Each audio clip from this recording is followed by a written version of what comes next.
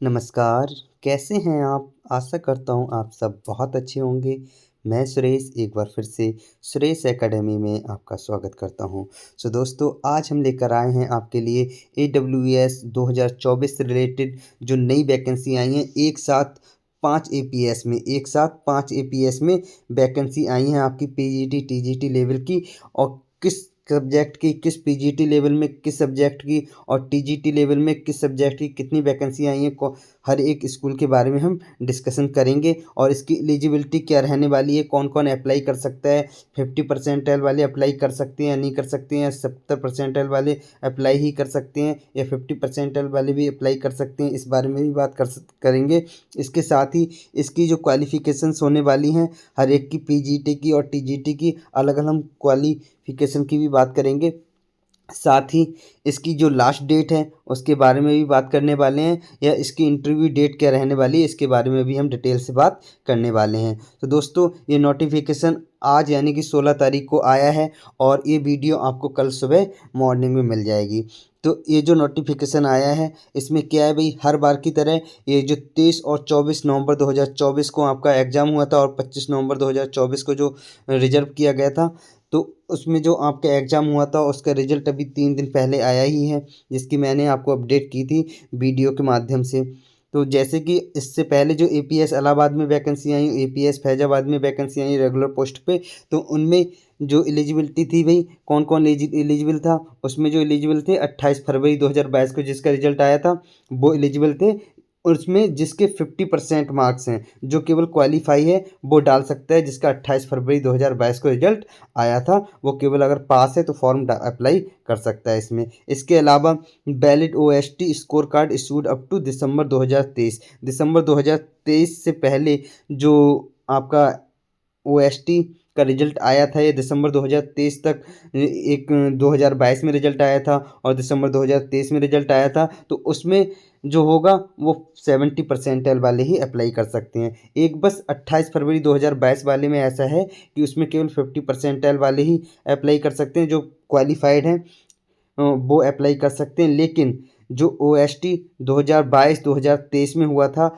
उसमें जो जिसने दिया है उसके लिए 70 परसेंटाइल कंपलसरी है भाई, 70 परसेंटाइल वाले ही डालेंगे। बट 28 फरवरी 2022 को जिसका रिजल्ट आया था वो 50 परसेंटाइल वाला भी डाल सकता है, 50% वाला भी डाल सकता है जो क्वालिफाई था। इसके अलावा बात की जाए अभी जो आपका एग्ज़ाम हुआ था 23 और 24 नवंबर 2024 को, जिसमें 25 नवंबर को रिजर्व किया गया था, तो इसमें भी आपकी अगर 70 परसेंटाइल है तभी आप इसमें अप्लाई कर सकते हैं, तभी आप क्या कर सकते हैं इसमें अप्लाई कर सकते हैं। तो कौन कौन से स्कूल में वैकेंसी आई हैं, कैसी आई भाई, ये रेगुलर ओनली रेगुलर पोस्ट आई हैं। कौन कौन से स्कूल में आई हैं, एपीएस नेहरू रोड लखनऊ में आई हैं, एपीएस एसपी मार्ग में आई हैं, एपीएस एलबीएस मार्ग लखनऊ में आई हैं, एपीएस गोरखपुर में आई हैं और एपीएस आगरा में आई हैं पीजीटी टीजीटी की।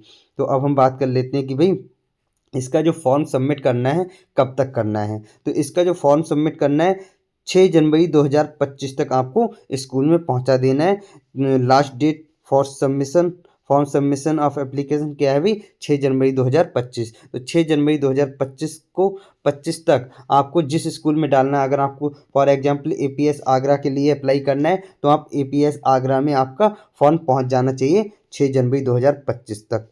इसके अलावा एपीएस गोरखपुर से अगर आप डालना चाह रहे हैं तो एपीएस गोरखपुर में पहुंच जाना चाहिए। एपीएस एलबीएस मार्ग लखनऊ में डालना चाहते हैं तो इसमें, और एपीएस एसपी मार्ग में डालना चाहते हैं तो एसपी मार्ग में, और एपीएस नेहरू रोड लखनऊ में डालना चाहते हैं तो इसमें आपका पहुंच जाना चाहिए 6 जनवरी 2025 तक।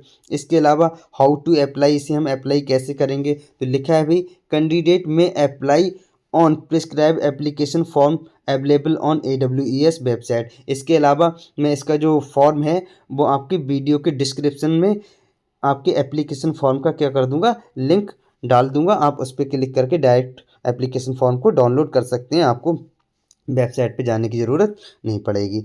इसके अलावा अगर हम बात करें तो इसमें डिमांड ड्राफ्ट जो है, इससे पहले जो मैं वैकेंसी लेकर आया था इलाहाबाद वाली, एपीएस इलाहाबाद और एपीएस फैजाबाद, उसमें तो डीडी था कितने का भाई, 100 रुपीज़ का, और हर बार 100 रुपीज़ का ही जो है डीडी मांगते हैं लोग। लेकिन लखनऊ में भी ये जो वैकेंसी आई है ना इसमें भी 100 रुपीज़ का ही डीडी मांगते मांगते हैं, लेकिन इस बार क्या है भाई 250 रुपये का डीडी मांगा है इन्होंने। कितना भाई, ₹250 का डीडी आपको उसके साथ लगाना है, फॉर्म को फिल करना है, उसके साथ सेल्फ अटेस्टेड फ़ोटोकॉपी लगानी है आपको, जो फ़ोटोकॉपी होंगी आपकी एकेडमिक की और एक्सपीरियंस की, उस पे अपने सिग्नेचर खुद करने हैं। तो अपने मतलब सेल्फ अटेस्टेड करना है, और ₹250 का डिमांड ड्राफ्ट है जो कि बैंक से आप बनवा लेंगे। उसके साथ सारे डॉक्यूमेंट्स के साथ अपना फॉर्म, एप्लीकेशन फॉर्म आपको रेस्पेक्टेड स्कूल में भेज देना है, जिस स्कूल में आप फॉर्म अप्लाई करना चाहते हैं, या तो बाई हैंड या फिर बाई पोस्ट। ऑनलाइन नहीं भेज सकते हैं भाई, आप सोचें कि ऑनलाइन मेल कर दें या किसी प्रकार से भेज दें, इस टाइप से नहीं, बाई हैंड या तो दें, या तो अपने भाई या किसी को लेकर भेजें, या बाई पोस्ट आप भेज सकते हैं। सबसे अच्छा बाई पोस्ट भेज दीजिएगा आप अपने एप्लीकेशन फॉर्म को। और रही बात कि भाई candidate are requested to apply for only one school, तो भाई ये जो 5 स्कूल दिए गए ना, इन 5 स्कूल में से ये जो कह रहे हैं वो ये कह रहे हैं कि केवल एक ही स्कूल में अप्लाई करें। जो कैंडिडेट हैं इन 5 स्कूलों में से, क्योंकि एक साथ आई है वैकेंसी, तो हो सकता है इंटरव्यू भी एक साथ ही हो जाए, तो इसलिए ये कह रहे हैं कि भाई एक व्यक्ति, एक कैंडिडेट इनमें से किसी एक ही स्कूल में अप्लाई करे तो ज़्यादा अच्छा रहेगा। और इसके अलावा इंटरव्यू की बात अगर करें तो date of interview are 4th week of January. तो जो डेट ऑफ इंटरव्यू है वो क्लियर नहीं हुई है, लेकिन जनवरी के लास्ट सप्ते में, चौथे सप्ते में होगा।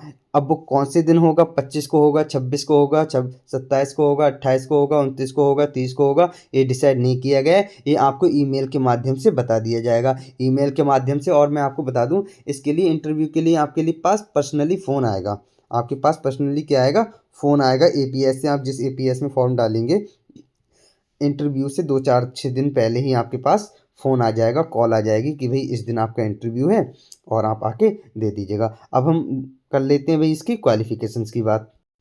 तो भाई अब हम देख लेते हैं भाई इसकी क्या क्या क्वालिफ़िकेशंस हैं।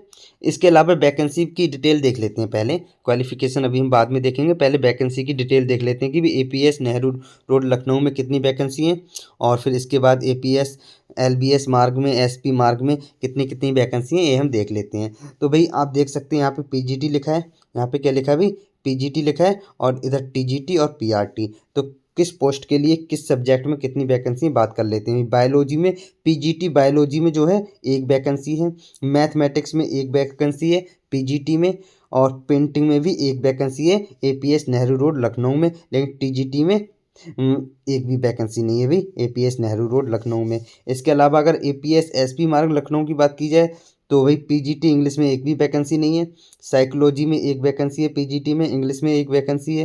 एक्चुअली केवल एपीएस जो एसपी मार्ग है उसमें टीजीटी में इंग्लिश की वैकेंसी है एक।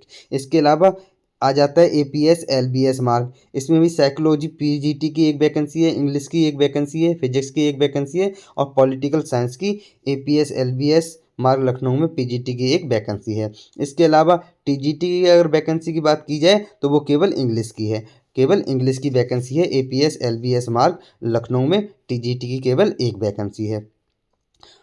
अब इसके अलावा अगर देखा जाए भाई, सोशल साइंस की 3 वैकेंसी हैं, मैथमेटिक्स की 2 वैकेंसी हैं एपीएस एलबीएस मार्ग लखनऊ में। मैथमेटिक्स की कितनी है भाई, 2 वैकेंसी। टीजीटी की बात हो रही है, यहाँ पे टीजीटी है भाई, ये जो वैकेंसी लिखी हुई है ये टीजीटी की लिखी हुई हैं। तो सोशल साइंस की भी 3 है, ज़्यादा हैं, मैथमेटिक्स की 2 हैं, हिंदी की भी 2 हैं, कंप्यूटर साइंस की 1 है, फिजिकल एजुकेशन की भी 1 है, और साइंस की केमिस्ट्री बायो पढ़ाने वालों की 3 वैकेंसी हैं, और साइंस फिजिक्स पढ़ाने वालों की 1 वैकेंसी है। इसके अलावा अब हम बात कर लेते हैं एपीएस गोरखपुर की। तो एपीएस गोरखपुर में जो पीजीटी की वैकेंसी, ये जो लिखी है इस तरफ, ये पीजीटी हैं और ये वाली टीजीटी हैं। तो एपीएस गोरखपुर में पॉलिटिकल साइंस की 1 है, फिजिकल एजुकेशन की 1 है पीजीटी में। लेकिन क्या भी पॉलिटिकल साइंस और फिजिकल एजुकेशन की टीजीटी में नहीं है, लेकिन कंप्यूटर साइंस की टीजीटी में है एपीएस गोरखपुर में, इंग्लिश की भी है और साइंस की भी है, फिजिक्स केमिस्ट्री वाले टीचरों की 2 वैकेंसी हैं एपीएस गोरखपुर में। अब अगर हम बात करें एपीएस आगरा की, तो एपीएस आगरा में पीजीटी लेवल की जो है वो साइकोलॉजी, अकाउंट और बायोलॉजी में एक एक वैकेंसी है। और अगर टीजीटी में बात की जाए एपीएस आगरा की, तो भाई साइंस में एक वैकेंसी है और सोशल साइंस की एक वैकेंसी है, और किसी सब्जेक्ट में वैकेंसी नहीं है। और बाकी पीआरटी की तो एक भी नहीं है, पीआरटी की तो भाई एक भी नहीं है इन 5 में से किसी में भी। ठीक है, अब हम बात कर लेते हैं क्वालिफिकेशंस की। तो भाई अगर आप पीजीटी में फॉर्म अप्लाई कर रहे हैं तो जाहिर सी बात है आपके पास पोस्ट ग्रेजुएशन होनी चाहिए, मास्टर्स डिग्री होनी चाहिए, रिलेटिव सब्जेक्ट में आप जिस सब्जेक्ट से डालना चाह रहे हैं फॉर्म। ठीक है। इसके अलावा 2 year integrated post graduation MA MSc जो भी आपने की हो मास्टर्स वो होनी चाहिए विद 50%, कम से कम 50% आपके मार्क होने चाहिए।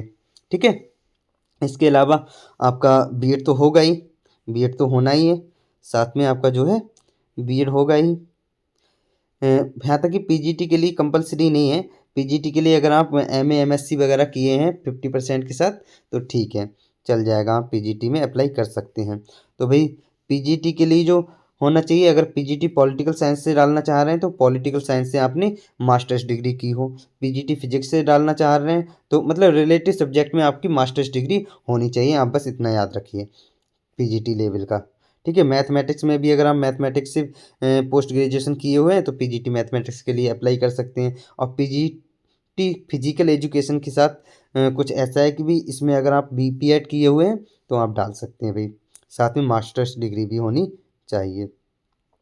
मास्टर्स नहीं, एक्चुअली इसमें लिखा है बैचलर ऑफ फिजिकल एजुकेशन यानी कि बीपीएड, और बैचलर फिजिकल एजुकेशन BPU, और bachelor of science in health and physical education and degree in sport least 55% marks as per national council for teacher education recognised norms and procedure regulation 2009, इसके according होना चाहिए। ठीक है। इसके अलावा अगर हम बात करें टीजीटी की, तो टीजीटी की अब उसमें तो भाई मास्टर्स में तो आपका रिलेटिव सब्जेक्ट में मास्टर्स डिग्री होनी चाहिए। इसके अलावा अगर टीजीटी की बात करें तो इसमें तो आप ग्रेजुएशन में आपका सब्जेक्ट होना चाहिए। अगर आप टीजीटी हिंदी से डालना चाह रहे हैं तो 3 साल तक लगातार आपके जो ग्रेजुएशन है उसमें हिंदी रही हो। और टीजीटी एसएसटी में अगर हम डालना चाह रहे हैं तो भाई हिस्ट्री, ज्योग्राफी, इकोनॉमिक्स, इनमें से कोई 2 सब्जेक्ट होने चाहिए आपके पास। इसके अलावा political science of which one must be either history और ज्योग्राफी, अगर आपके पॉलिटिकल साइंस है तो उसके लिए हिस्ट्री या ज्योग्राफी आपके पास ज़रूर होनी चाहिए, तभी आप टीजीटी एसएसटी अर्थात सोशल स्टडीज़ के लिए आप सोशल साइंस में आप फॉर्म अप्लाई कर सकते हैं। टीजीटी मैथ के लिए ग्रेजुएशन में आपके पास मैथ जरूर रहा हो 3 साल। अगर टीजीटी साइंस की बात करें तो bachelor degree in science with any 2 of following यानी कि बॉटनी, जूलॉजी, केमिस्ट्री और फिजिक्स में से कोई 2 होने चाहिए, तो आप टीजीटी साइंस में अप्लाई कर सकते हैं। इसके अलावा अगर बात करें टीजीटी इंग्लिश की, तो टीजीटी इंग्लिश में English as a subject in all the 3 years of graduation, graduation के 3 साल में आपके पास इंग्लिश रही हो तब आप डाल सकते हैं। बीए में अगर आपने बीए किया होगा तो 3 साल इंग्लिश रही ही होगी, अगर इंग्लिश से किया होगा तो। इसके अलावा कंप्यूटर साइंस में क्या होगा, बीसीए किया होगा तो आप कंप्यूटर रहा ही होगा, तो आप बीसीए किए हुए हैं तो आप टीजीटी कंप्यूटर के लिए अप्लाई कर सकते हैं, टीजीटी कंप्यूटर साइंस के लिए अप्लाई कर सकते हैं।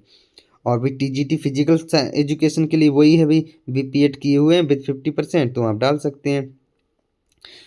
तो यही था। बाकी एज रिलैक्सेशन की बात की जाए तो जैसा हर बार हर एक में था, एपीएस इलाहाबाद में और एपीएस फैजाबाद में, वैसा इसमें भी सेम है। 1 अप्रैल 2025 तक आपकी एज देखी जाएगी। कितनी होनी चाहिए भाई, मैक्सिमम 40 ईयर्स होनी चाहिए। फ्रेशर्स के लिए कितनी होनी चाहिए, 40 ईयर्स होनी चाहिए। उसके लिए क्या होगा, कोई टीचिंग एक्सपीरियंस नहीं होगा तो 40 ईयर्स तक ले लिया जाएगा। और टीचिंग एक्सपीरियंस 5 साल का है तो 45 साल तक, मतलब जितने साल का एक्सपीरियंस होगा उतने साल बढ़ जाएंगे। और 7 साल का एक्सपीरियंस है तो 50 साल तक ले सकते हैं, मैक्सिमम जो एज होगी वो 50 साल तक ले सकते हैं। और 9 साल का एक्सपीरियंस है तो 57 साल तक ले सकते हैं भाई मैक्सिमम एज। ठीक है। तो ये तो होगी हमारी एज की बात। फ्रेशर्स के लिए 40 ईयर्स है और एक्सपीरियंस वालों के लिए 57 तक है। तो आज की वीडियो में ही था। तो बाकी ये रहा एप्लीकेशन फॉर्म। तो एप्लीकेशन फॉर्म जो है मैं वीडियो के डिस्क्रिप्शन के लिंक में आपको डिस्क्रिप्शन में लिंक डाल दूंगा आपका एप्लीकेशन फॉर्म का, आप वहाँ से डाउनलोड करके आराम से भर सकते हैं। और इस एप्लीकेशन फॉर्म को कैसे भरा जाएगा, अगर आपको कहीं कन्फ्यूजन हो रहा है तो इसके लिए भी मैं एक सेपरेट वीडियो लेकर आऊँगा कि आपको कहाँ पे क्या भरना है, इस बारे में मैं एक स्पेशल वीडियो लेकर आऊँगा। तो वीडियो कैसी लगी कमेंट में ज़रूर बताइएगा। अगर अच्छी लगी तो वीडियो को लाइक करिए, अगर आपके लिए हेल्पफुल है तो लाइक करिए और अपने दोस्तों के साथ शेयर करिए। और अगर आप चैनल पे नए हैं तो चैनल को सब्सक्राइब जरूर कर लीजिएगा हमारी लेटेस्ट वीडियो तुरंत पाने के लिए। So thank you for watching.